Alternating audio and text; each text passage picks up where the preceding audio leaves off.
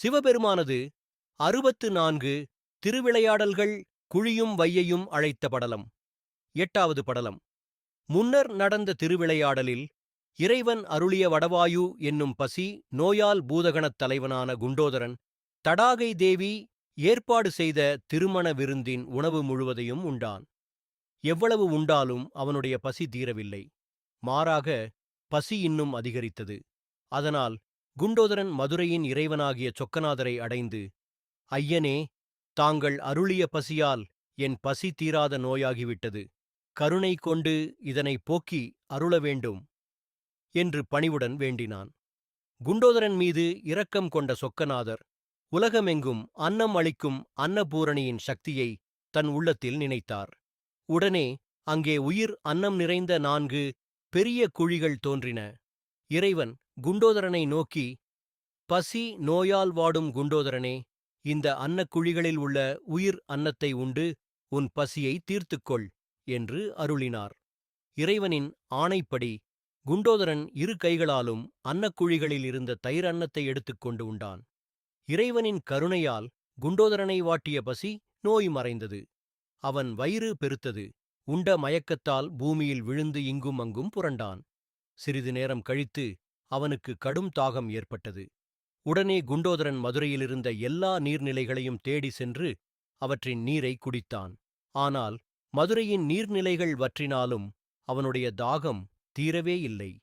மீண்டும் அவன் சொக்கநாதரைச் சரணடைந்து, உலகைக் காக்கும் பெருமானே, தாங்கள் என் பசியை போக்கியது போல என் தாகத்தையும் தீர்க்க அருள் புரிய வேண்டும் என்று வேண்டினான்.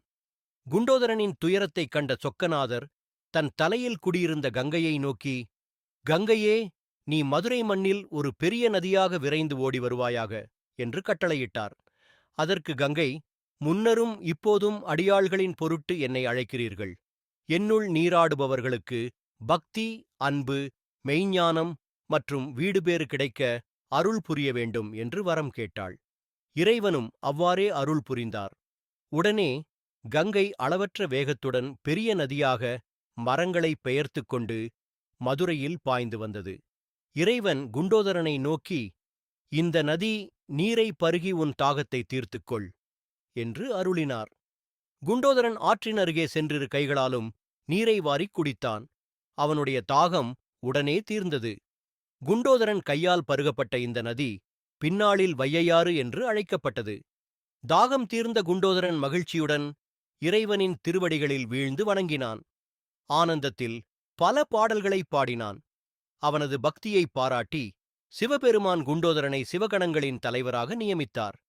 இந்த திருவிளையாடலின் மூலம் இறைவன் உலகிற்கு உணர்த்திய நன்மை, என்னைச் சரணடைந்தவர்களின் பசியையும் தாகத்தையும் நான் போக்குவேன், உடலும் உள்ளமும் நிறைவடைய அருள் புரிவேன் என்பதே ஆகும். சிவபெருமானது 64 திருவிளையாடல்கள் 7 கடல் அழைத்த படலம். 9வது படலம். ஒரு காலத்தில் சிவபெருமான் சுந்தரபாண்டியன் என்னும் பெயரில் மதுரையை அரசாண்டு வந்தார். அந்த நாட்களில் பெரும் தவவலிமை உடைய கௌதம முனிவர் மதுரைக்கு வந்து மன்னன் சுந்தரபாண்டியனை சந்தித்தார். பின்னர் மீனாட்சி அம்மையின் தாயாரான காஞ்சனமாலை தங்கியிருந்த அரண்மனைக்கு வருகை தந்தார். காஞ்சனமாலையும் கௌதம முனிவரை மரியாதையுடன் வரவேற்று சகுந்த ஆசனத்தில் அமரச் செய்தாள். அப்போது காஞ்சனமாலை பணிவுடன் முனிவரிடம், தவத்தில் சிறந்தவரே, என் மகளான தடாகைக்கு சிறந்த முறையில் திருமணம் முடிந்து ஆட்சி பொறுப்பும் ஒப்படைக்கப்பட்டுவிட்டது. இப்போது நான் பிறவா நிலையாகிய வீடுபேற்றை அடைய விரும்புகிறேன். அதற்கான வழியை எனக்குச் சொல்லுங்கள் என்று கேட்டாள். அதற்கு கௌதம முனிவர், காஞ்சனமாலையே, நீ செய்த தவத்தின் பயனாக இறைவியையே மகளாகவும் இறைவனையே மருமகனாகவும் பெற்றுள்ளாய். உனக்கு உபதேசிக்க எனக்கு தகுதியில்லை. இருந்தாலும் நீ கேட்டதால் வீடுபேற்றின் வழியைச் சொல்கிறேன் என்று கூறினார். பின்னர் அவர், அறம் 3 வகை. அவை மன அறம், நா ஆரம், உடல் அறம். இவை மானசம், வாசிகம், காயிகம் என்றும் அழைக்கப்படுகின்றன. இந்த 3ஐயும் கடைப்பிடிப்பதன் மூலம் வீடுபேற்றை அடையலாம் என்று விளக்கினார். மன அறம், மானசம் என்பது தர்ம சிந்தனை, தானம் செய்தல், பிற உயிர்கள் மேல் கருணை, பொறுமை, உண்மை, ஐம்பொறிகளை அடக்குதல், இறைவனை தியானித்தல். தூய பக்தி, நா ஆரம், வாசிகம் என்பது மந்திர உச்சரிப்பு, இறைவனை துதித்தல், வேதங்களை படித்தல், யாகங்கள் செய்தல், ஆலயங்களை வலம் வருதல். பிறரை தூஷிக்காமை உடல் அறம் காயிகம் என்பது ஆலய வழிபாடு திருப்பணி செய்தல். தல யாத்திரை தீர்த்தங்களில் நீராடுதல். இதில் உடனே செய்யக்கூடியது தீர்த்தமாடல் ஆகும். பல தீர்த்தங்களில் நீராடுவது கடினம். அதனால் எல்லா நதிகளும் கலக்கும் கடலில் நீராடுவது மிகச் சிறந்தது என்று கூறி கௌதம முனிவர் அங்கிருந்து சென்றார். கௌதம முனிவரின் வார்த்தைகளை ஏற்றுக்கொண்ட காஞ்சனமாலை கடலில் நீராட விரும்பினாள். அவள் அந்த விருப்பத்தை தன் மகளான மீனாட்சி அம்மையிடம் கூறினாள். மீனாட்சியும் சுந்தரபாண்டியனைச் சந்தித்து, ஐயனே, என் தாயார் வீடு பேற்றை அடைய கடலில் நீராட விரும்புகிறார். ஆனால் மதுரையில் கடல் இல்லை. இதற்கு தாங்களே வழிகாட்ட வேண்டும் என்று வேண்டினாள். மீனாட்சியின் வேண்டுகோளைக் கேட்ட சுந்தரபாண்டியன் புன்னகையுடன், தடாகையே, கவலை கொள்ளாதே. உன் தாயாரின் விருப்பத்தை நிறைவேற்ற 7 கடல்களையும் மதுரையில் எழுந்தருளச் செய்கிறேன் என்று அருளினார். உடனே இறைவனின் ஆணைப்படி 7 கடல்களும் ஆர்ப்பரித்தவாறு மதுரையில் எழுந்தருளின. அவை மக்களின் கண்களுக்கு தெரியவில்லை. ஆனால் கடலின் பேரிரைச்சல் மட்டும் மக்கள் கேட்டனர். அச்சமடைந்த மக்கள் சுந்தரபாண்டியனிடம் அதைத் தெரிவித்தனர். இறைவன் உடனே 7 கடல்களையும் மீனாட்சி அம்மன் கோவிலின் கிழக்குப் புறத்தில் உள்ள ஒரு கிணற்றுக்குள் செல்ல ஆணையிட்டார். அவ்வாறு செய்ததும் கடலின் ஓசை அடங்கியது. 7 கடல்கள் எழுந்தருளியதன் நினைவாக மீனாட்சி அம்மன் கோவில் கிழக்கு கோபுரத்திற்கு எதிரே புதுமண்டபம் அருகிலுள்ள விட்டவாசல் தெரு இன்றும் 7 கடல் தெரு என்று அழைக்கப்படுகிறது. இந்த திருவிளையாடலின் மூலம் இறைவன் உலகிற்கு உணர்த்திய நன்மை, என்னைச் சரணடைந்தவர்களுக்கு வீடுபேற்றின் வழியை நான் எளிதாக்குவேன். தீர்த்தமாடல் உடலுக்கும் உள்ளத்திற்கும் தூய்மையையும் முக்தியையும் அளிக்கும் என்பதே ஆகும். சிவபெருமானது 64 திருவிளையாடல்களில் மலையத்வஜன் அழைத்த படலம் 10வது படலம். சுந்தரபாண்டியனாகிய சிவபெருமான் காஞ்சனமாலையின் விருப்பத்தை நிறைவேற்ற 7 கடல்களையும் மதுரைக்கு வரவழைத்து மீனாட்சி அம்மன் கோவிலின் அருகிலுள்ள ஒரு கிணற்றில் அவற்றை தங்க வைத்தார்.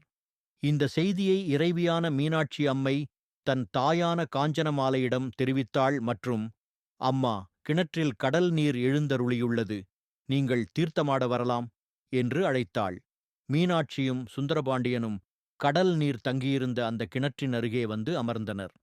மீனாட்சியின் அழைப்பை ஏற்று காஞ்சனமாலை அங்கு வந்தாள். அங்கு கூடியிருந்த முனிவர்களிடம், கடலில் நீராடுவதற்கு ஏதேனும் முறைகள் உள்ளனவா என்று கேட்டாள்.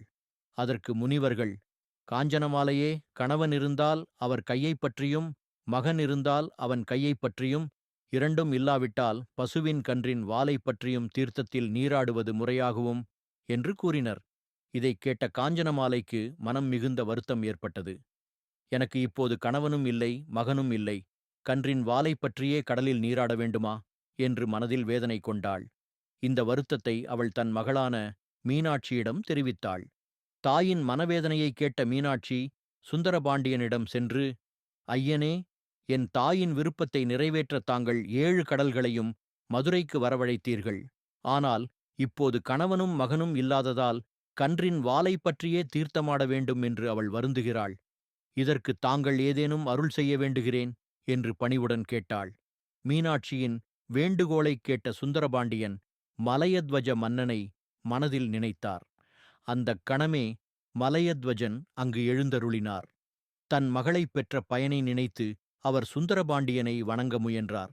அதைக் கண்ட இறைவன், நீங்கள் என் மனைவியின் தந்தை, எனவே நீங்கள் எனக்கு மாமனார் ஆவீர்கள். மாமனார் தந்தைக்கு சமமானவர். ஆகவே நீங்கள் என்னை வணங்குவது முறையல்ல என்று கூறி மலையத்வஜனை அன்புடன் தழுவினார். தன் தந்தையை கண்ட மீனாட்சியும் அன்பால் உருகி மலையத்வஜனை அணைத்துக் கொண்டாள். மலையத்வஜன், உன் திருமணத்தை நான் காண முடியவில்லை. ஆனால் இன்று உங்களை இருவரையும் கண்டதில் என் உள்ளம் பேரானந்தம் அடைந்தது என்று கூறினார்.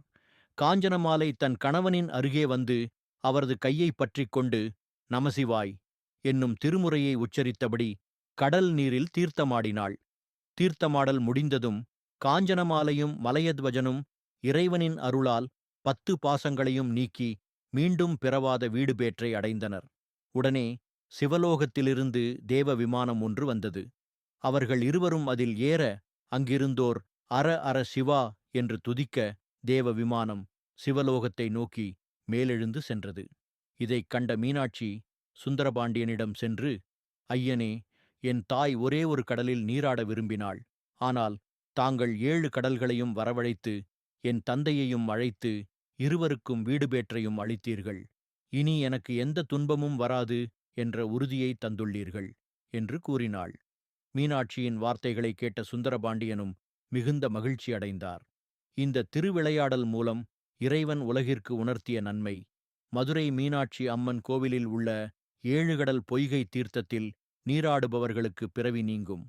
மனைவியின் நியாயமான ஆசைகளை நிறைவேற்றுவது கணவனின் கடமை என்பதையும் இந்த திருவிளையாடல் உலகிற்கு எடுத்துரைக்கிறது.